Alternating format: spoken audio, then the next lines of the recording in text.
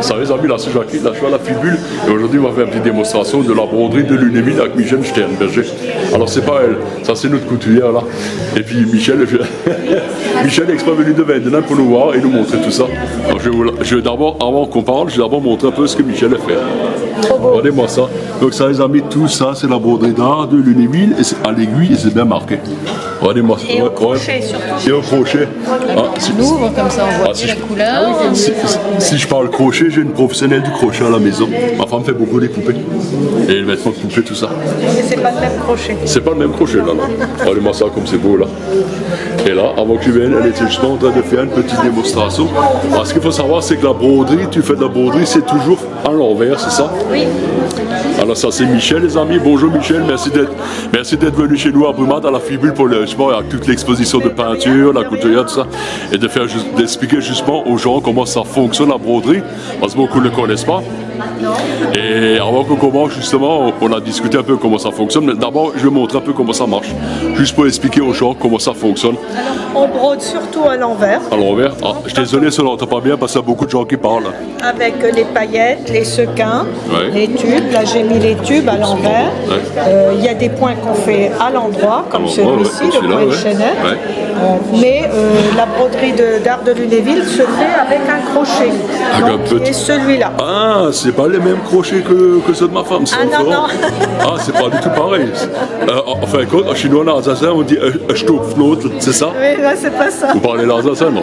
Un petit peu. On va dire c'est une aiguille à pointe. Oui, non, c'est pas pareil. Stopfnot, pour ceux qui nous écoutent, les Alsaciens. Alors, il faut aussi que je dise que cet art ne m'est pas venu tout seul. Hein. Je suis des cours. Je suis des cours à la CLIG, à Ilkirch. D'ailleurs, s'il y a des gens intéressés, il y a encore des places disponibles. Je donne un peu leur promotion. Parlez bien fort, hein, parce que... Et donc, ces cours sont dispensés une fois par quinzaine. Et on apprend la technique, parce que c'est vraiment très technique. Là, je m'en doute un peu, Et j'ai mis personnellement assez de temps. Mais c'est quelque chose qui est plaisant. Pour moi. En gros, pour arriver à un tel résultat de, on va dire perfection pratiquement. On met combien de temps Oui, mais je pense à comme quelques années d'apprentissage et de métier. Ça fait quand même presque une dizaine d'années que je suis des cours, mais j'ai bien mis... la première année, j'ai eu beaucoup de mal parce que je ne m'exerçais pas assez à la maison. Ah, voilà. On n'a pas toujours le temps non plus. Hein. Non, voilà. mais quand on s'exerce, on peut progresser très vite. Et on est vraiment encouragé par le professeur qui est derrière nous et qui nous donne toutes les ficelles du... Mais c'est quand même un bel art. J'ai une question, est-ce que cet art-là, justement, de la broderie de Lunéville, est-ce que c'est pas un art qui existait déjà à l'époque, au niveau du Moyen-Âge, quand ils brodaient tout ça, les petits coussins, tout ça? Je ne sais pas, mais c'est très ancien. C'est très ancien. Il y a beaucoup de gens autour de Lunéville qui connaissent la technique parce que leur maman, leur grand-mère brodaient. Et on brodait surtout pour des grandes maisons de couture parisiennes. D'ailleurs, c'est toujours le cas. Donc, c'est surtout une technique qui est utilisée en haute couture.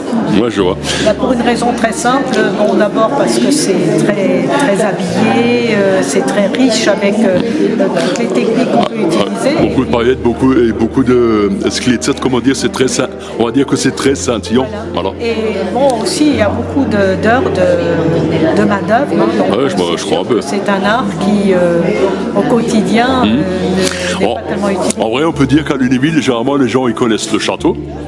Ils connaissent le pâté lorrain, surtout moi, et il y a également la broderie de Lunéville. Qui est installée au château.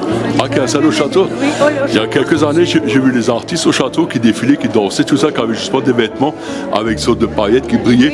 Donc c'était de la broderie qu'il y avait dessus. Oui, tout à fait. Ah, d'accord, donc c'était ça, ça se voyait de loin, surtout quand il y a le soleil, quand il est dessus, ça reflétait, c'était vraiment beau. C'était ça. Et j'ai vu que vous faites pas seulement de la broderie, vous faites aussi des trucs sur du cuir, des petits porte-monnaies, des petits sacs en cuir, des sacoches, plein de choses, ça c'est encore autre chose quoi. Ça je fais par ailleurs, je fais de la broderie assistée par ordinateur. Par ordinateur? Broderie machine, que je programme et que je fais après sur d'autres supports. Oui, parce que les amis, je vous explique. avant, il m'a expliqué qu'à la maison, il utilise une tablette numérique qu'elle branche sur l'ordinateur justement pour faire ses dessins qu'elle prépare, qu'après ils sont envoyés sur l'ordinateur et que sa machine arrive à reproduire. C'est ça, hein, à peu près. Hein. Oui, Voilà. Je précise.